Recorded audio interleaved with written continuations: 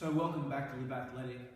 Today we're looking at ankle flexibility or ankle mobility, and what we want to do is assess that and see if you've got ankle restriction.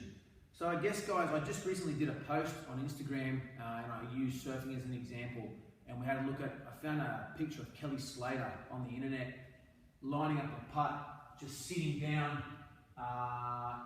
looking at the line of putt, and he's in this nice deep squat position with a straight back. So our first thing that I do, if I want to look at someone's ankle mobility, ankle flexibility, is to see can they pass the squat test. So the squat test is just that. We get someone to squat down, feet about hip width apart, they squat their butt down to their heels, and can they keep a straight back? If you can keep your straight back here and be sitting right down, you know that you've got good ankle flexibility, these shins are shunting forward, and you should pretty much be good to go in terms of, there's no ankle restriction there for any sporting movement, generally. When we do that test, there's a couple of movement errors that people make when we do the squat test. So if you can't get that, the next best thing is that someone's going to be able to squat their butt down to their heels without their feet coming off the ground, but they adopt this position. They start hunching forward, and the reason they're hunching forward is because their shins have gone backwards, because they don't have the ankle mobility, and they need to reach forward to be able to balance in this position. See, if my shins come forward, I can keep a straight back, so I'm going into more ankle dorsiflexion, but if I don't have that range, my shins go back, and I have to lean forward. That's not too bad, I think, with ankle mobility drills that we'll go into in the next video. You can get on top of that ankle flexibility straight away. The other thing there is that if you've got tight hip flexors, that generally drags the butt under. So, instead of being able to keep this nice straight back, tight hip flexors will sometimes drag your hips under and cause you to adopt this butt tuck type position. But if you've got that and your back's a little bit rounded, you can work on that. What we see a lot of, and particularly adolescent boys who play sport, this is probably worst case scenario. So as they start to come down to the squat position, they get to about here and they're stuck. And they're stuck for a couple of reasons. The big one is that their ankles are so tight, they're so restricted through the ankle joint that they cannot sit any deeper. So if they do sit deeper, their heels will come off the ground and they'll balance like this on the balls of their feet, or as they come down, I say sit deeper, sit deeper, sit deeper, and they roll back, and you failed the squat test. So if that's the case, you know that there's really a lot of work to be done in terms of getting on top of that ankle flexibility issue.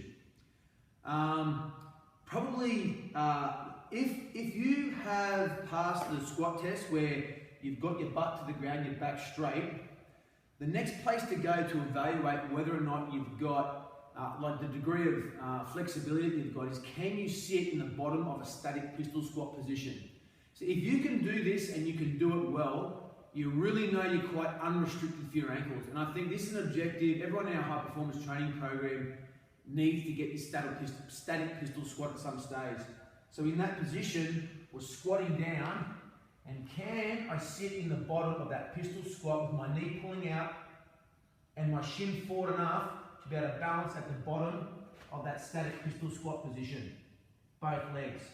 So if you've got that, again, really you're unrestricted with the ankle joint, and you should pretty much, it just comes down to strength then, can you do pistol squats? If you couldn't even get into this position and you were restricted there's no point going to the static pistol squat position. That's definitely going to be too hard.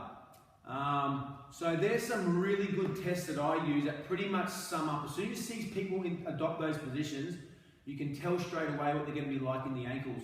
The last one, I think, which we use, it's a really basic single leg squat progression, is a Cossack squat, and just seeing people adopt this movement tells you so much about them as a mover. So a Cossack squat is you take your feet wide apart, and I squat my butt down my heel, and can I keep this knee out to the side, keep a relatively straight upright posture, the shin shunting forward, and come back up. And can I do that both sides. Knee out, shin forward, upright posture, and come back up.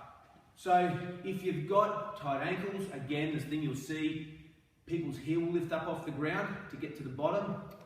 Or the other one is that they adopt this really curved over position because that shin will not shunt forward enough to keep them upright. So for me, the Cossack squat is another good one to look at to assess the degree of athleticism that you've got, and I think ankle mobility really restricts people's athleticism in sporting type movements. Just the last thing on ankle mobility, we're going to go into how you improve mobility.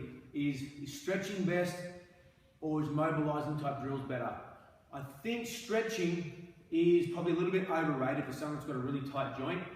I've picked this analogy up from somewhere, but if you think about a rubber band and one side of the rubber band is really thick and the other side of the rubber band is really thin, and if you were to pull that rubber band, you know that rubber band is going to stretch at the skinny end. The thick end will just stay and will just be stretched at the thin end.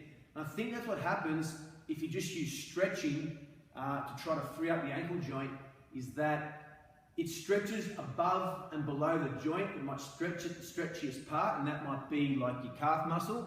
But if the restriction is deep into the ankle joint and you've got connective tissue and all sorts of things going on in there, you're just not breaking into that. And we've got to come up with some better drills and simply stretching to break into that restriction. Okay, next video I'll be looking at ankle mobility drills.